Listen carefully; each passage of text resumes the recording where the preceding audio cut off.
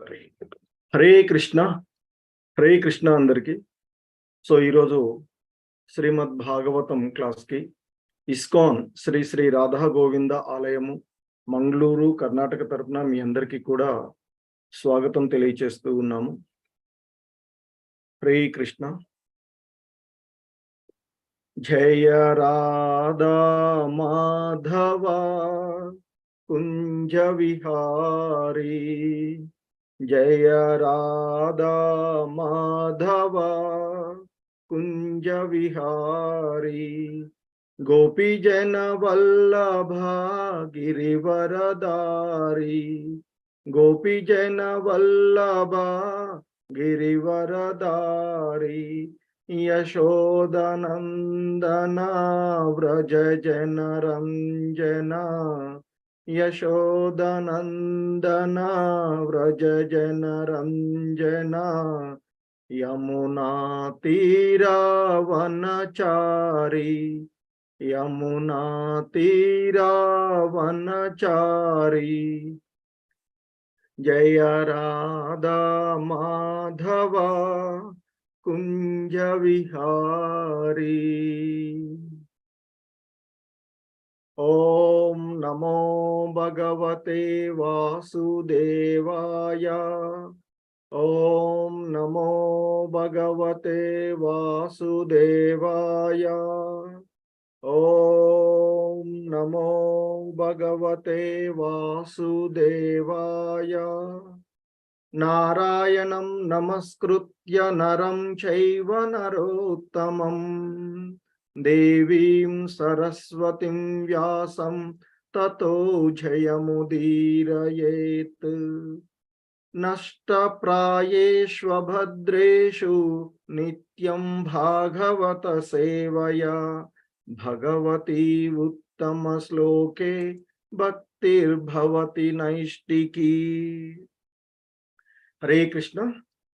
So శ్రీమద్ భాగవతము క్లాస్లో మనము 3వ స్కందము అందున 16వ అధ్యాయమైనటువంటి ఆ వైకుంఠ ద్వారపాలకులైనటువంటి జయ విజయులు సనకాది మునులతో శపించబడినటువంటి అంశము అనేటువంటి అధ్యాయంలో మనము ఉన్నటువంటిది.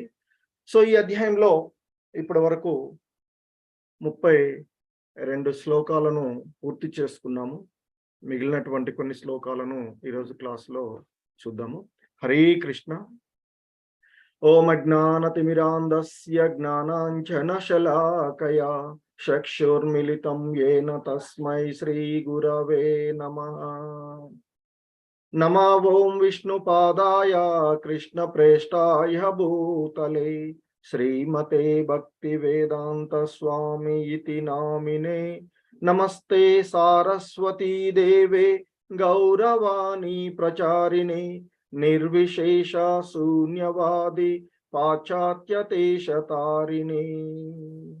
జయ శ్రీకృష్ణ చైతన్య ప్రభు నిత్యానంద, శ్రీ అద్వైత గదాధర శ్రీవాసాధి గౌర భక్త బృంద.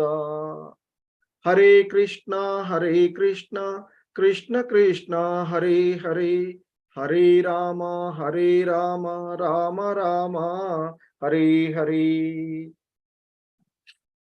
హరే కృష్ణ.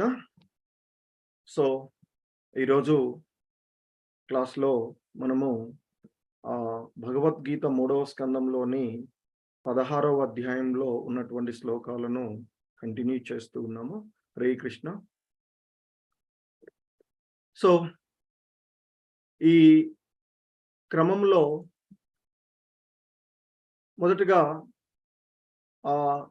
బ్రహ్మ చెప్తూ ఉన్నటువంటి అంశము, ఒకసారి తన మానసపుత్రులైనటువంటి సనకాది మునులు ఆ నారాయణ్ణి దర్శనార్థమై అక్కడికి వెళ్ళడము. సో 7వ ద్వారం దగ్గర వారిని జయ విజయులు అనేటువంటి 2 ద్వారపాలకులు అడ్డగించడము. సో అక్కడ జరిగినటువంటి ఆ సంఘటన ఆ వైకుంఠ లోకంలో ఉండవలసినటువంటి జీవులకు భిన్నంగా ఉన్నటువంటి కారణంగా ఆ బ్రాహ్మణులు కోపించి ఆ ద్వారపాలకులైనటువంటి జయ విజయులను శపించడం జరుగుతుంది. వారి తప్పు తెలుసుకొని ఆ బ్రాహ్మణులను అడుగుతారు.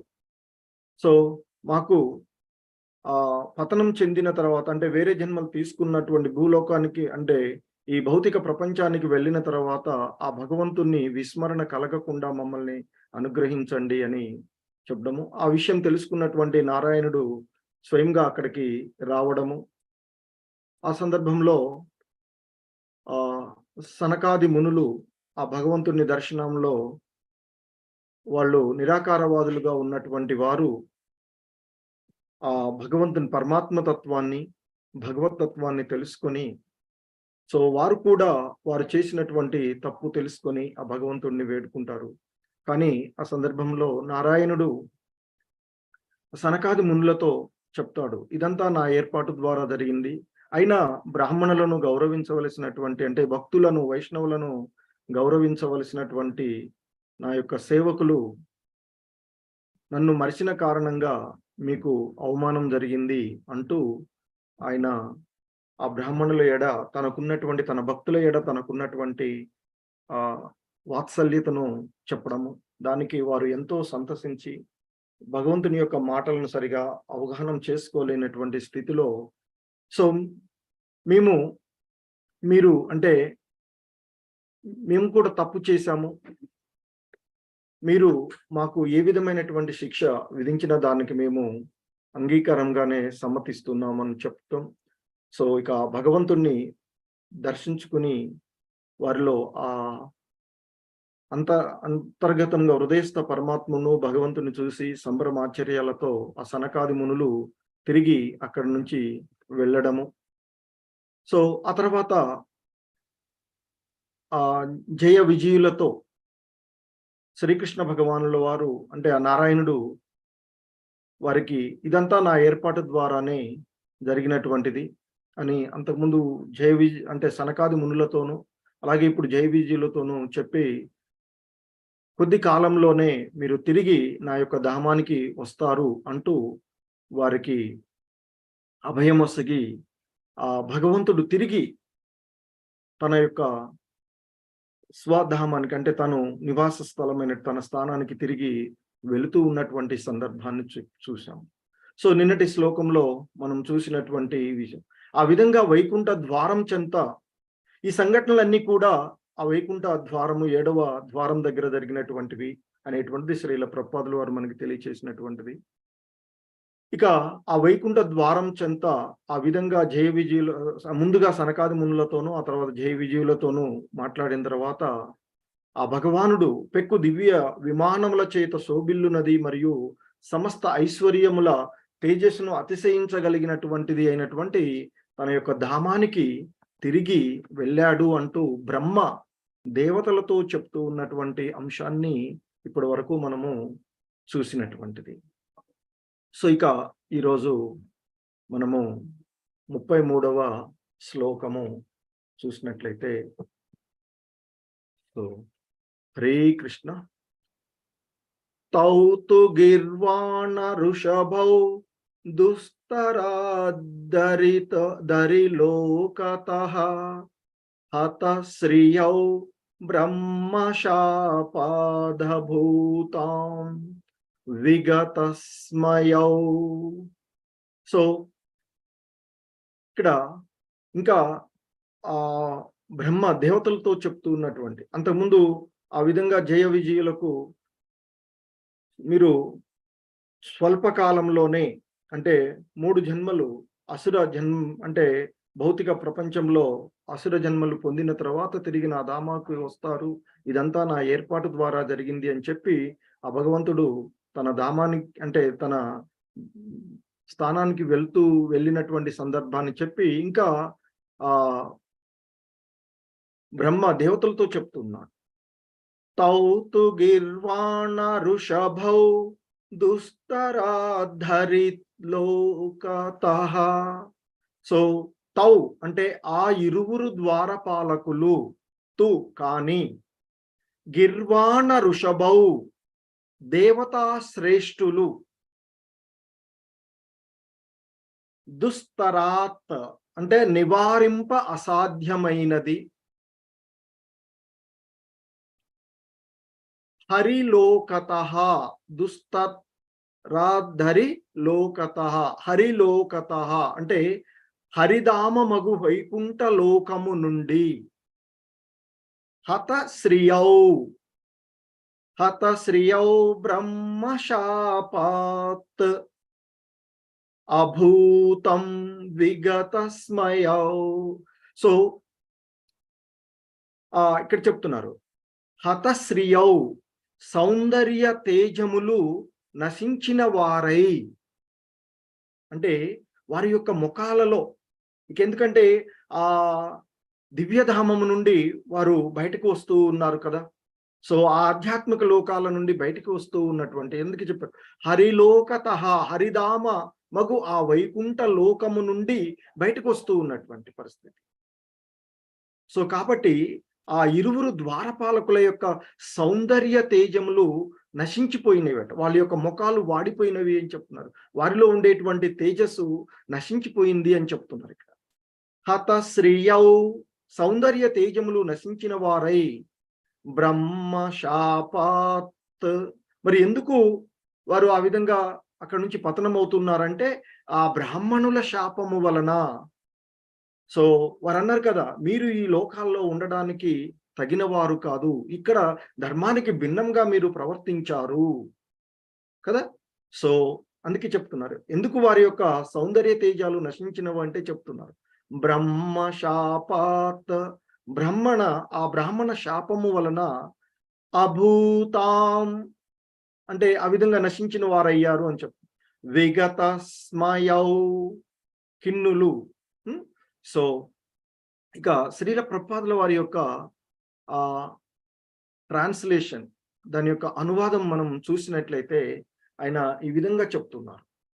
సో ఎప్పుడైతే ఆ దేవాది దేవుడైనటువంటి నారాయణుడు తిరిగి ఎంతో శోభాయమానంగా ఉండేటువంటి ఈ సమస్త ఐశ్వర్యాలను అధిగమించేటువంటి తేజోమయమైనటువంటి దివ్యమైనటువంటి తన ధామానికి తిరుగు ప్రయాణమైనారు అని చెప్పి ఇంకా చెప్తున్నాడు ఆ బ్రహ్మ దేవతలతో. కానీ దేవతా శ్రేష్ఠులగు, మరి ఆ ఆధ్యాత్మిక లోకాలలోకి వారు ఉన్నారు, జీవిస్తూ అక్కడ ఉన్నారు అంటే వారు శ్రేష్ఠులే కదా, దేవతా లక్షణాలు కలిగినటువంటి వారే కదా.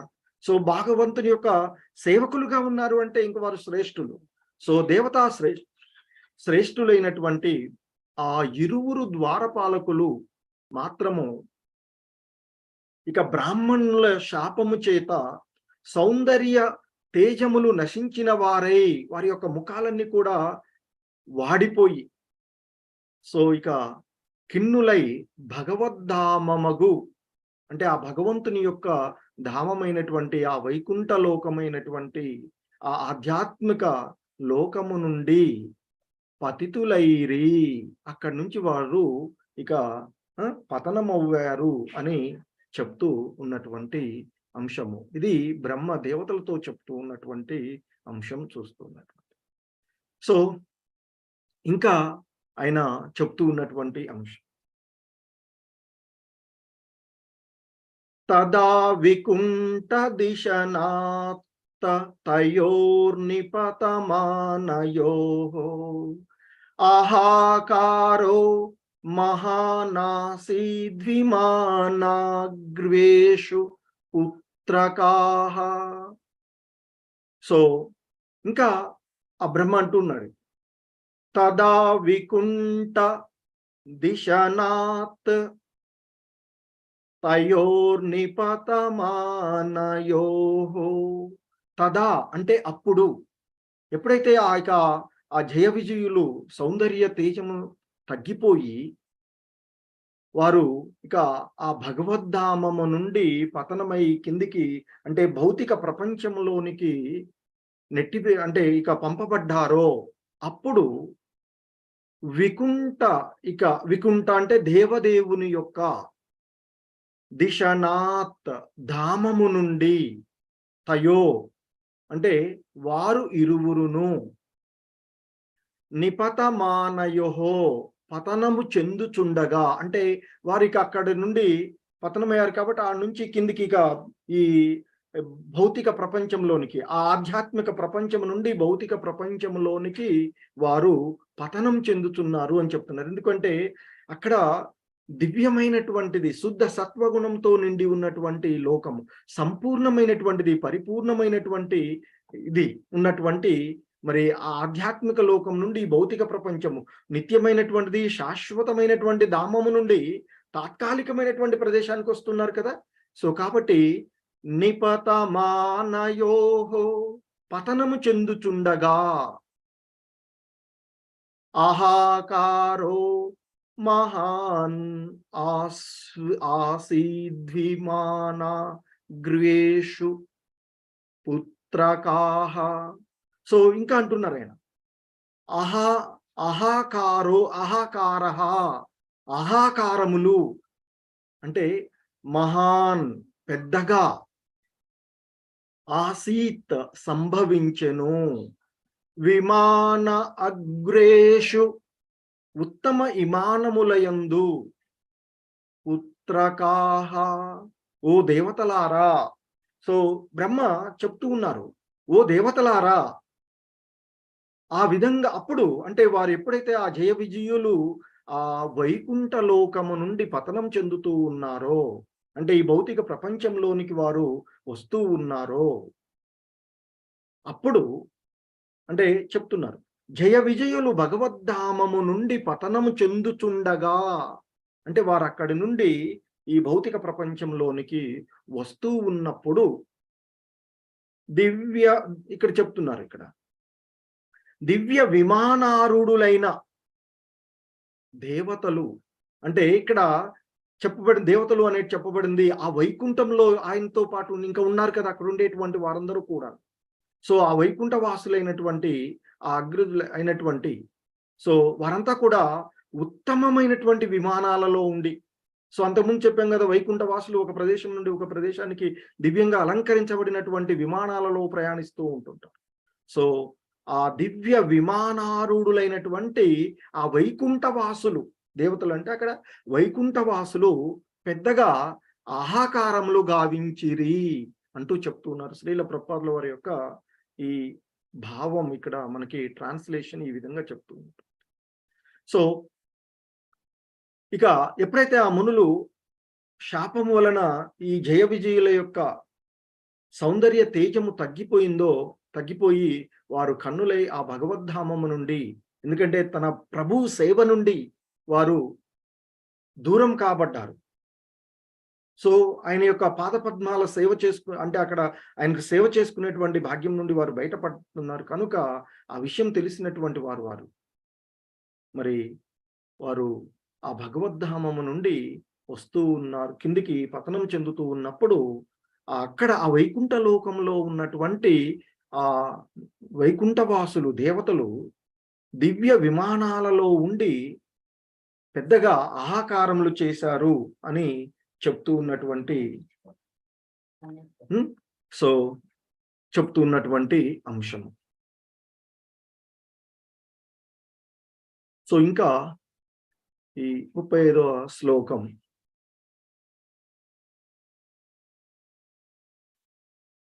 తావేవ హ్యధునా ప్రాప్తౌ పార్షద ప్రవరౌ హరేః దితేర్జట నిర్విష్టం కాశ్యపం తేజవుల్భనం. సో ఇంకా చెప్తున్నాడు బ్రహ్మ, తావేవ అంటే తౌ అంటే ఆ ఇరువురు ద్వారపాలకులు, ఎవరు? ఆ జయ విజయులు అయినటువంటి ద్వారపాలకులు, ఆ భగవంతుని యొక్క సేవకులు అయినటువంటి ఆ ఇరువురు ద్వారపాలకులు. తౌ అంటే ఆ ఇరువురు ద్వారపాలకులు ఎవరు? జయ విజయ నామధేయులు. ఏవా అంటే నిక్కముగా, ఖచ్చితంగా, హి సంబోధించెను, అదునా ఇప్పుడు, ప్రాప్తౌ పొంది, ప్రాప్తం అంటే పొంది, పార్షద ప్రవరౌ అంటే ప్రధాన అనుయాయులు, అరేహే, ఆ శ్రీ హరి యొక్క దితే అంటే ఇక్కడ దితేహే అంటే దితి. ఎవరు దితి మరి? ఆ కశ్యప ముని యొక్క భార్య అయినటువంటి దితి యొక్క జఠర, ఇక్కడ దితేర్ జఠర నిర్విష్టం, ఆ దితి యొక్క గర్భమున ప్రవేశించిరి అని చెప్తున్నారు. దితేర్ జఠర నిర్విష్టం. సో ఎవరైతే ఆ పతనం చెందినటువంటి ఆ భగవంతుని యొక్క పార్శ్వాదులు అయినటువంటి, ఆయన యొక్క సేవకులైనటువంటి, ప్రధాన అనూయులైనటువంటి, ఇక్కడ పార్షద ప్రవరౌ, ప్రధాన అనూయులైనటువంటి, ఎవరి అనూయులు వారు? శ్రీహరి యొక్క వారప్పుడు ఇక దితేర్ జఠర నిర్విష్టం, దితి యొక్క జఠరం అంటే గర్భమున ప్రవేశించిరి. నిర్విష్టం అంటే ప్రవేశించి. మరి ఎలా అంటే చెప్తున్నారు, కాశ్యపం తేజవుల్బనం. ఆ కాశ్యపం అంటే ఇక్కడ కశ్యప ముని యొక్క, తేజ అంటే వీర్యము, ఉల్బనం అంటే ఆ కశ్యప ముని యొక్క మిగుల శక్తివంతమైనటువంటి ఆ వీర్యము ద్వారా ఆ దితి యొక్క గర్భమున వారు ప్రవేశించారు. సో ఆ విధంగా జయ విజయులు బ్రాహ్మణుల చేత, ఆ మునుల చేత, సనకాది మునుల చేత శపించబడిన వారై ఈ దితి గర్భములో వారు ఆ కశ్యప ముని యొక్క ఎంతో శక్తివంతమైనటువంటి, ఎందుకంటే చాలా గొప్ప సాధువు ఆయన, ఎన్నో యజ్ఞాలు తపస్సు చేసినటువంటి వాడు.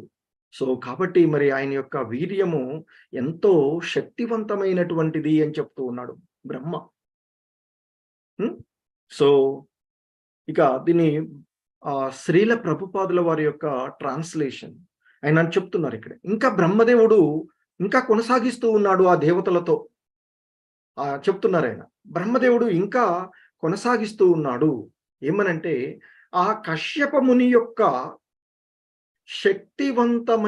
అయినటువంటి వీర్యము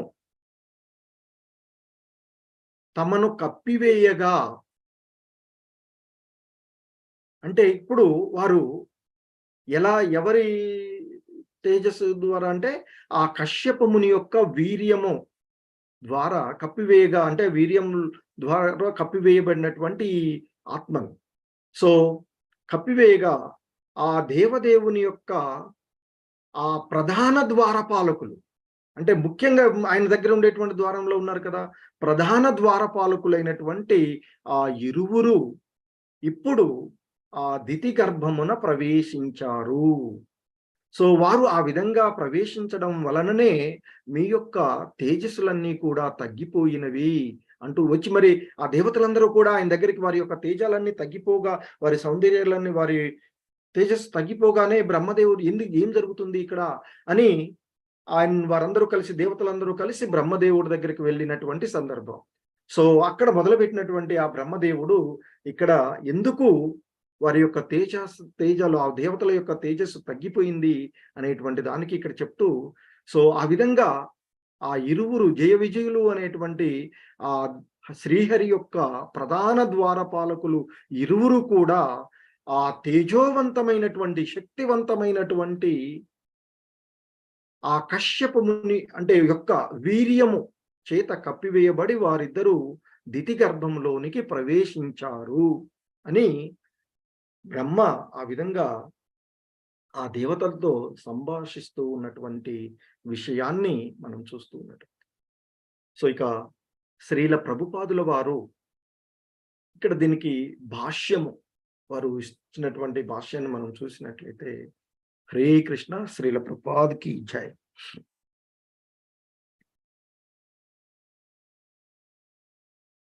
సో ఇస్కాన్ వ్యవస్థాపక ఆచార్యులైనటువంటి శ్రీల ప్రభుపాదుల వారు మనకి ఇక్కడ ఈ శ్లోకాలకు సంబంధించినటువంటి అంశాన్ని, ఇక్కడ జరిగినటువంటి సంఘటన, మనం ఏదైతే శ్లోకాలు చూసామో వాటికి సంబంధించినటువంటి భాష్యాన్ని ఈ విధంగా వారు తెలియచేస్తూ ఉన్నారు. ఆదియందు వైకుంఠలోకము నుండియే వచ్చడి జీవుడు ఏ విధంగా భౌతిక తత్వముల యందు చిక్కబడుననుట ఇచ్చట స్పష్టమైన నిదర్శనము లభించుచున్నది అని చెప్తూ ఉన్నారు. అంటే అక్కడ జరిగినటువంటి సంఘటనలకు ఇక్కడ కూడా మరి దితి సంతానాన్ని పొందాలని తన భర్త అయినటువంటి కశ్యపముని బలవంతం పెట్టినటువంటి సందర్భం. ఎందుకంటే అక్కడ ఆ కశ్యపముని యొక్క మనసు సరి అయినటువంటి స్థితిలో లేనటువంటి పరిస్థితి. సో కాబట్టి అక్కడేమో సంఘటన చూడండి, అక్కడ ఆ భగవంతుని యొక్క ఏర్పాటు ద్వారా వారు పతనం చెందే విధంగా ఉన్నటువంటి సంఘటనము ఆయన యొక్క ఆలోచన ప్రకారం, ఆయన యొక్క ప్లాన్ ప్రకారంగానే జరిగినటువంటిది, ఆయన యొక్క ఏర్పాటు ప్రకారంగానే. సో ఆ విధంగా ఆ ద్వార పాలకులు ప్రవర్తించడం అంటే సనకాది మునులు ఆయన దర్శనార్థమై వెళ్ళడము, ఆయన దర్శించుకొని రావాలని వెళ్ళడము. సో వెళ్ళినప్పుడు వారి యొక్క మనస్తత్వం ఎటువంటి, వారు చాలా ఉన్నతమైనటువంటి స్థితిలో ఉన్నటువంటి వారు. సో అటువంటి వారు వారి యొక్క యోగ బలం చేత అక్కడికి ప్రవేశించి 6 ద్వారాలు కూడా ఎటువంటి అడ్డు అదుపులు అక్కడ లేకుండా వారు దాటిపోయి 7వ ద్వారం దగ్గరికి వెళ్ళగానే వీరిద్దరూ అడ్డుకోవడం. అది కూడా భగవంతుని ఏర్పాటు ద్వారానే జరిగిందని ఆయన చెప్పడము. సో ఆ విధంగానే మీరు ప్రవర్తించారు అని ఆ జయ విజయులకు అభయం చేయడము. అలాగే మరి వారు పతనం చెంది అక్కడ ఉన్నటువంటి శుద్ధమైనటువంటి స్థితిలో ఉన్నటువంటి వారు పతనం చెందినప్పుడు ఇక్కడ కూడా అనుకూలమైనటువంటి పరిస్థితి. సో ఇక్కడ అదే చెప్తున్నారు శ్రీల ప్రభు. ఆదియందు వైకుంఠ లోకము నుండియే వచ్చేది జీవుడు ఏ విధంగా భౌతిక తత్వముల యందు చిక్కబడతాడో అనుట ఇచ్చట స్పష్టమైనటువంటి నిదర్శనము మనకి ఈ అధ్యాయంలో లభిస్తుంది అని చెప్తున్నారు శ్రీల ప్రభుపాదుల వారు.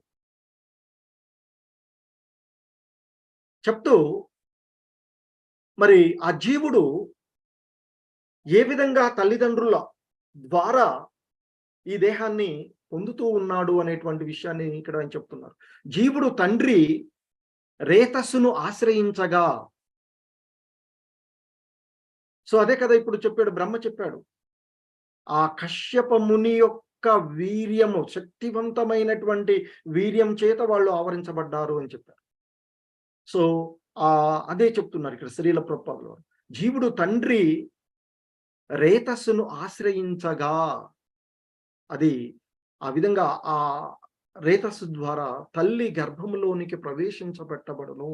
సో ఆ విధంగా కశ్యపముని యొక్క వీర్యం చేత ఆవరించబడినటువంటి వారు దితి తల్లిగా ఉండేటుంది. ఇప్పుడు మరి వారు ఆ జయ విజయులు పతనం చెంది భౌతిక ప్రపంచంలోనికి వచ్చినప్పుడు వారికి తండ్రిగా నిర్ధారించబడిన భగవంతుని యొక్క ఏర్పాటు ద్వారా నిర్ధారించబడినది ఎవరు? కశ్యపముని. అలాగే తల్లి ఎవరు అంటే దితి. సో దితి గర్భంలోనికి వారు ఆ విధంగా ప్రవేశించబెట్టబడారు అని చెప్తున్నారు. ఇది మనకి ఏ విధంగా ఆ ఆధ్యాత్మిక లోకాల నుండి మనము భౌతిక లోకానికి పతనం చెందుతూ ఉన్నాము అనేటువంటి అంశాన్ని ఇక్కడ చాలా స్పష్టంగా శ్రీల ప్రభుపాదుల వారు చెప్తూ ఉంటారు. పిదప తల్లి గర్భమున అతడు ఒక ప్రత్యేకమగు దేహమును పెంపొందించుకొనును. సో ఇక ఆ తండ్రి యొక్క వీర్యము ద్వారా తల్లి గర్భంలోనికి ప్రవేశించినటువంటి అతడు ఆ రేతస్సు, సో ఆ కిరణం అంటే దాని ద్వారా వీర్యం ద్వారా ప్రవేశించబడి ఆ తల్లి గర్భంలో అండాశయం అండం అంటాం కదా. సో ఆ అండం ద్వారా కలిసి ఇక ఆ ప్రత్యేకమైనటువంటి దేహాన్ని పెంపొందించుకుంటూ ఉన్నాడు అనేటువంటి విషయాన్ని ఇక్కడ చెప్తూ ఉన్నారు. సో ఇక హిరణ్యకశిపులను బడయునప్పుడు కశ్యపుముని మనసు, అంటే వీళ్ళ యొక్క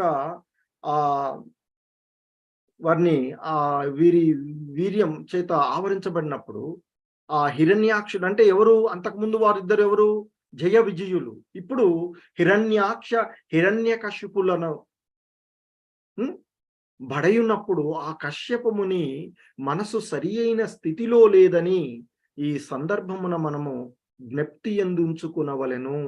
సో అంతకుముందు సంఘటనలో బ్రహ్మ చెప్పినటువంటి విషయాల్లో కూడా మనం చూసినటువంటిది. సో దితి వచ్చి ఆమె కామం చేత ఆవరించబడినటువంటి, అంటే సంతానాన్ని పొందాలి నేను అనేటువంటి కోరికతో నేనున్నాను అని ఆమె అక్కడ వర్ణన కూడా మనం చూసాం అంతకుముందు. సో ఆమె ఆ విధంగా తన సందర్భం సరైనది కాదని చెప్పిన, నాకు ఇప్పుడు అంటే సంతానాన్ని పొందాలి అనేటువంటి కోరికతో నేను ఉన్నాను అనేటువంటి ఆమె ఆ కశ్యప మునిని బలవంతం పెట్టడము. సో అది సరైనటువంటి సమయం కాదు అని కూడా చెప్తారు. ఎందుకంటే శివుడు అహంకారాలు చేసుకుంటూ ఎటువంటి ఆ మైథునానికి సరైనటువంటి సమయం కానటువంటి సమయంలో దితికి ఆ ఆలోచన రావడము, ఇదంతా కూడా ఆ విధంగా ఏ విధంగా పతనము జరుగుతూ ఉంది అనేటువంటి విషయాన్ని అదే చెప్తున్నారు అంత మనకి శ్రీల ప్రభుపాదుల వారు. సో హిరణ్యాక్ష హిరణ్యకశిపులను బడయునప్పుడు కశ్యపముని మనసు సరి అయిన స్థితిలో లేదు అని ఈ సందర్భమున మనము జ్ఞప్తి యందు ఉంచుకొనవలెను. ఆయన తపస్సులో ఉన్నటువంటి వాడిని ఆయన యొక్క తపస్సు భంగం చేసి ఆ దితి వచ్చి ఆయనని చేస్తుంది. సో కనుకనే అతడు స్ఖలించిన రేతస్సు ఆయన ద్వారా, అప్పుడు ఆయన సరైనటువంటి మనసులో లేడు, ప్రశాంతమైనటువంటి మనసుతో లేడు కనుక సో ఆయనకు తెలుసు అది సరైనటువంటి స్థలం కాదని. కానీ అజ్ఞానంలో ఉన్నటువంటి ఆ దితి ఆయనని బలవంతం పెట్టడము, సంతానం కావాలి నాకు అనేటువంటి కోరికను ఆమె వెలిబుచ్చడము. సో మరి ఆమె కోరికను ఆయన అంటే ఇక తప్పని పరిస్థితిలో ఆయన ఒప్పుకోవడము జరిగినటువంటి స్థితి. సో అందుకే ఇక్కడ చెప్తున్నారు శ్రీల ప్రభు, కనుకనే అతడు స్ఖలించినటువంటి రేతస్సు పరమ తేజోవంతమును క్రోధ మిశ్రితమును అయి ఉండెను. సో అంతకుముందు శ్లోకాల్లో ఆ దితి కశ్యపుని అడిగినప్పుడు కశ్యపుని యొక్క మనస్సు ఏ విధంగా ఉంది అనేటువంటిది కూడా వర్ణన మనం ఎంత గత శ్లోకాలలో చూసినటువంటిది. సో కాబట్టి ఇక్కడ సందర్భాలు కూడా అవసరం అని చెప్తున్నారు, అదే చెప్తున్నారు ఇక్కడ. సో కాబట్టి ఆయన స్ఖలించినటువంటి ఆ రేతస్సు ఏదైతే ఉందో అది పరమ తేజోవంతమును క్రోధ మిశ్రితమును అయి ఉన్నది. తేజోవంతమే కాకుండా క్రోధ మిశ్రితమై ఉన్నటువంటిది. అతడు ఆయన యొక్క మానసిక స్థితి అప్పుడు అలా ఉంది. ఎందుకంటే అది సరైనటువంటి సమయం కాదు కనుక ఆయన యొక్క మనసులో ఆ క్రోధము మిశ్రమై ఉన్నటువంటి. సో కనుకనే ఆయన స్ఖలించినటువంటి ఆ వీర్యం ఏదైతే ఉందో అది తేజోవంతము మరియు క్రోధ మిశ్రితమై ఉండెను అని చెప్తూ ఉన్నారు శ్రీల ప్రభుపాదుల వారు. సో కనుక సారాంశ పరుచునదేమనగా, కాబట్టి ఇక్కడ శ్రీల ప్రభుపాదుల వారు మనకి ఫైనల్ గా సమ్మరైజ్ చేసేటువంటి అంశంగా ఆయన చెప్తున్నారు. సారాంశీకరించేటువంటిది ఏమంటే, గర్భధానము చేయునప్పుడు మనుజుని మనసు శాంతియుతమగును భక్తియుతముగును ఉండవలెను. సో కాబట్టి మనకి పూర్వకాలంలో ఇప్పటికి కూడా ఉన్నాయి సార్, బట్ అంత ఎక్కువగా ఎవరు పాటిస్తున్నారు ఏమిటి అనేటువంటిది. సో గర్భధాన సంస్కారాలు చేస్తూ ఉండేటువంటి పరిస్థితులు ఉండేది. సో గర్భధానానికి ఒక ప్రత్యేకమైనటువంటి ముహూర్తాలు అవి పెట్టి సో ఆ విధంగా ఒక వేడుకలాగా చేసేటువంటి. సో కాబట్టి ఆ విధంగా చెప్తున్నారు ఇక్కడ, గర్భధానము చేయునప్పుడు మనుజుని యొక్క మనసు శాంతిమయముగాను భక్తిమయముగాను ఉండవలెను. ఈ ప్రయోజనము కొరకే, అంటే ఇటువంటి పరిస్థితి, ఈ క్రోధముతో కూడినటువంటి జనులు ఉద్భవించకుండా ఉండడానికి, అసురులు ఉద్భవించకుండా ఉండడానికే వేద వాజ్మయమునందు వేదాలయందు గర్భధాన సంస్కారమును ఉపదేశించబడినది. సో మనకి వేదాలలో చెప్పబడినటువంటి ఒక పద్ధతి ఉన్నటువంటిది ఉంది.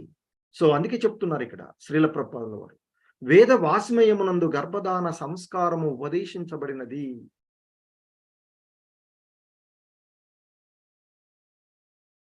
సో తండ్రి మనసు శాంతముగా ధీరముగా లేనిచో స్ఖలించబడేటువంటి రేతస్సు సరైనదిగా నుండబోదు. ఆ విధంగా జీవుడు అంటే తల్లిదండ్రుల నుండి జనించడి పదార్థము నందు బడిడవాడు. సో ఆ విధంగా జీవుడు హిరణ్యాక్ష హిరణ్యకశిపుల వంటి దానవుడే కాగలుగుతారు. సో ఇప్పుడు ఉన్నటువంటి ఇక్కడ గర్భధాన సంస్కారాలు ఈ పాటించేటువంటి పరిస్థితి లేనటువంటిది. సో కాబట్టి ఇప్పుడు కలియుగంలో ఉన్నటువంటి శ్రీల ప్రభుపాదుల వారు అంటే ప్రతి ఒక్కడు కూడా హిరణ్యాక్ష హిరణ్యకశిపులే అనేటువంటి అంశాన్ని చెప్తూ ఉన్నారు. సో అందుకే ఆయన చెప్తూ ఉన్నారు, కనుకనే గర్భధారణపు పరిస్థితులను చక్కగా అధ్యయనము చేయవలెను.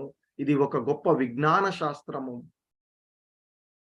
సో కనుకనే సంతానాన్ని పొందేలి అనేటువంటి పరిస్థితులలో కృష్ణ చైతన్యంలో ఉండేటువంటి సంతానాన్ని పొందాలి అనేటువంటి ఒక స్థితిలో. సో అందుకే ఆయన భగవద్గీతలో మనకి చెప్తారు, ఆయన ధర్మ విరుద్ధం కానటువంటి మైథున క్రియను నేను అని చెప్తారు. సో ధర్మానికి విరుద్ధంగా లేనటువంటి అంటే కృష్ణ చైతన్యంలో ఉండేటువంటి సంతానాన్ని పొందడానికి నియమాలను పాటిస్తూ చేయబడేటువంటి ఆ మైథునం కూడా భగవంతుడే అని చెప్తారు. అంటే ఇక్కడ ఈ జీవులను వృద్ధి చెందించేటువంటి ఇక్కడ అవసరం కూడా ఉన్నటువంటి దాన్ని అది ఒక పద్ధతిలో జరగాలి అని చెప్తూ ఉన్నారు. సో అందుకే ఇక్కడ శ్రీల ప్రభుపాదుల వారు మనకి గర్భధారణ పరిస్థితులను గురించి తెలుసుకొని చక్కగా కృష్ణ చైతన్యవంతమైనటువంటి సంతానాలని పొందే విధంగా ప్రచారం చేయాలి అని చెప్తున్నారు. అది దాని గురించి అధ్యయనం చేయమని చెప్తున్నారు. అది ఒక గొప్ప విజ్ఞాన శాస్త్రమే అని చెప్తున్నారు. ఆ విధంగా చేసినట్లయితే ఈ భౌతిక ప్రపంచంలో ఉండేటువంటి జీవులందరూ కూడా దేవతా లక్షణాలను కలిగి ఈ విధంగా ఉండేటువంటి పరిస్థితులు లేకుండా హిరణ్యాక్ష హిరణ్యకశిపుల వంటి దానవులు స్వభావాలు కలిగి ఉండకుండా దేవతా స్వభావాలను కలిగి ఉండి అటువంటి సంతానం వృద్ధి చెందుతుంది. సో మరి ఆ వైకుంఠ ధామంగా చెప్పబడేటువంటి పరిస్థితి భూలోకంలోనే వస్తుంది అని చెప్తారు. సో కనుక ఈ సంస్కారవంతమైనటువంటి విషయాలను తెలుసుకుంటూ నలుగురికి ప్రచారం చేస్తూ, కాబట్టి దానికి మనంతా కూడా చేయవలసినటువంటి కృష్ణ చైతన్యంలో ఉండడం. సో కృష్ణ చైతన్యంలో ఉండడం వల్లనే ఈ విధమైనటువంటి అసుర స్వభావాల నుండి బయటపడవచ్చు అని చెప్తూ ఉంటుంటారు. సో దానికి మనకి కలియుగంలో చైతన్య మహాప్రభువుల వారు ఈ విధమైనటువంటి అసుర భావాల నుండి బయటపడి భక్తి తత్వాన్ని పెంపొందించుకోవడానికి ఈ హరే కృష్ణ ఉద్యమాన్ని, ఆ హరే కృష్ణ సంకీర్తన ఉద్యమాన్ని ఆయన ప్రతి విలేజ్కి, ప్రతి గ్రామానికి, ప్రతి పట్టణానికి అందాలని వారు ఇచ్చినటువంటిది సందేశం. దానిని అనుసరిస్తూ మనకి ఉన్నటువంటి పూర్వ ఆచార్యులు షడ్గోస్వాములు, ఆ తర్వాత వచ్చినటువంటి వారు భక్తి వినోద ఠాకూర్ల వారు, భక్తి సిద్ధాంత సరస్వతుల వారు, సో వారి నుండి మనకి శ్రీల ప్రభుపాదుల వారు, ఇదంతా కూడా ఈ విధంగా ఈ కృష్ణ చైతన్యాన్ని ఒక శాంతియుతమైనటువంటి సమాజాన్ని నిర్మించడానికి మందిరాలు అవసరం, ఇస్కాన్ మందిరాలు అవసరం అనే విషయాన్ని చెప్తూ, సో ఇక్కడ మనకి చాలా గొప్ప సందేశం ఇవ్వబడినటువంటిది. సో దానికి మనము అందుకే ఇస్కాన్లో కొన్ని నియమాలను వారు ఇచ్చినటువంటిది పరిస్థితులను. సో ఇటువంటి పరిస్థితులు రాకుండా ఉండడానికి 4 రెగ్యులేటివ్ ప్రిన్సిపల్స్ అని, అలాగే నియమం తప్పకుండా 16 మాలలను జపం చేయడము. అలా చేయడం వల్ల, ఎందుకంటే ఈ విధంగా ఆ ఆధ్యాత్మిక లోకం నుండి పతనం చెందినటువంటి వచ్చినటువంటి జీవుడు ఇక తాను ఇక్కడికి వచ్చిన తర్వాత ఇక్కడ ఈ లోకంలో ఉండేటువంటి స్వభావం ఏంటి? ఆ భగవంతుణ్ణి స్మరణ మర్చిపోవడం. బట్ జీవుడి యొక్క ముఖ్య ఉద్దేశం ఆ భగవంతుని ఎప్పుడు కూడా స్మరించుకుంటూ ఉండేటువంటి విధానం. సో కానీ అది మర్చిపోయినటువంటి కారణంగా ఇక ఈ భౌతిక ప్రపంచంలో అతడు ఒక దేహము నుండి ఇంకొక దేహానికి చెప్తారు. అశ్వత్థ వృక్షము ఒక కొమ్మ నుండి మరొక కొమ్మలకి నిరంతరము మార్పు చెందుతూ ఉంటాడు. ఎందుకంటే ఇక్కడికి వచ్చిన తర్వాత ఆ భగవంతుని మర్చిపోయాడు కనుక ఆ మర్చిపోయినటువంటి కారణంగా తాను ఆచరిస్తూ ఉన్నటువంటి కర్మల ఫలంగా ఒక దేహం నుండి మరొక దేహంలోనికి మారుతూ నిరంతరము ఇక ఈ భవబంధనాలలో చిక్కుకొని పోతారు అని చెప్తారు.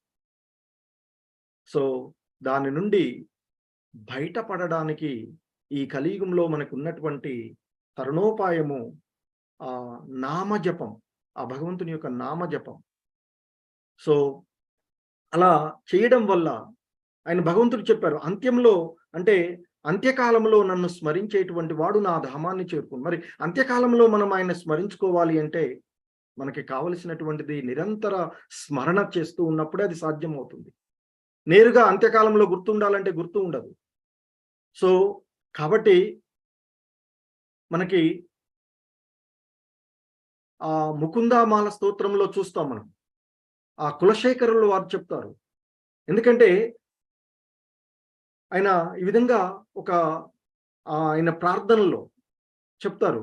ది ప్రేయర్స్ ఆఫ్ ది రాజా కులశేఖర ఆల్వార్ అనేటువంటి దాన్ని ముకుంద మాలా స్తోత్రం అని అంటాం. దాంట్లో చెప్తారు ఆయన, కృష్ణ త్వదీయ పద పంకజ పంజరాంతం అద్యైవ మే విశుతు మానస రాజహంస ప్రాణ ప్రయాణ సమయే కపవాత పిత్తైః కంఠావరోధ విదౌ స్మరణం కుతస్తే. ఆయన ఆ విధంగా భగవంతుని ప్రార్థిస్తూ ఉంటాడు. ఎందుకంటే నేను నిరంతరము నీ నామస్మరణ చేస్తూ ఉన్నాను, మరణ సమయంలో కూడా నిన్ను నేను స్మరిస్తూ ఉంటాను, తద్వారా నీ పాదపద్మాలను నేను చేరుకుంటాను అని అంటున్నాను. ఓ కృష్ణ, మరణ సమయమున నిన్ను నేను స్మరింతును అంటిని, కానీ మరి ఆ మరణ సమయంలో అంటే ముసలివాడివై కానీ లేదా ఏదైనా ఒక రోగంతో వచ్చినప్పుడు కానీ మనం మరణించేటువంటి సమయంలో అని చెప్తున్నారు, ఆ వేళ కపవాత పైత్యముల చేత, కపము వాతము పైత్యము అనేటువంటి మూడు మనకి ఇక్కడ. సో వాటి చేత కంఠము మూతపడినప్పుడు, ఎందుకంటే ఆ సమయంలో నిన్ను నేను స్మరించగలను లేదో, నా మరణ సమయం దాకా నేను ఎదురు చూసినట్లయితే, కాబట్టి చెప్తున్నాడు, ఆ వేళ కపవాత పైత్యముల చేత కంఠము మూతపడినప్పుడు నీ స్మరణ కలుగునో కలగదో కదా, నిన్ను నేను అప్పుడు స్మరించుకోగలను స్మరించలేనో తెలియదు కదా. నేను ఇప్పుడైతే స్మరిస్తూ ఉన్నాను, ఆరోగ్యంగా ఉన్నాను, నీ యొక్క నిరంతరము నీ సేవలో నేనున్నాను. కావున ఇప్పుడే ఈ క్షణమే నా మానస రాజహంసము విరోధులెవ్వరూ చేరలేనటువంటి, ఎందుకంటే భగవంతుని పాదపద్మాలను ఆశ్రయించడం అనేది విరోధులకు సాధ్యం అయ్యేటువంటిది కాదు. అందుకే హరే కృష్ణ, అందుకే ఆయన అంటున్నాడు, కావున ఇప్పుడే ఈ క్షణమే నా మానస రాజహంసము విరోధులెవ్వరూ చేరలేని వజ్ర పంజరము వలె ఉండే నీ పాదపద్మముల మధ్య చేరునుగాక అంటూ కులశేఖర ఆళ్వార్ల వారు ఆ భగవంతుని ప్రార్థించినటువంటి ప్రార్థన మనం ఇక్కడ శ్రీల ప్రభుపాదుల వారు గుర్తు చేస్తూ ఉంటారు అప్పుడు. సో ఆ ప్రార్థన మనం గుర్తు చేసుకున్నట్లయితే తెలుస్తూ ఉంటుంది మనం ఏ విధంగా ఉండాలి అనేటువంటి అంశం. హరే కృష్ణ. సో ధన్యవాదాలు.